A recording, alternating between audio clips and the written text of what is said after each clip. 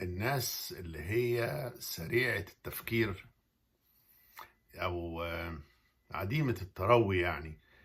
آه، بعد ما ماتش الأهلي وبيراميدز خلص وكهربا أبدع، تسرعوا على طول وقالوا إن الأهلي هيعمل عمايل ويسوي الهوايل في الزمالك. أنا مش عايز أعمل تحدي على الإنترنت، بس أنا عارف إن الأمور ما بتمشيش كده. لو تبصوا للأهلي بدون كهربا كان هجومه عقيم زي هجوم الزمالك. كهربا حرك الدنيا ووصل النور للدور العالي. هل هيعمل كده قصاد الزمالك؟ يمكن لا، وبالتالي ممكن الزمالك يغلب. الناس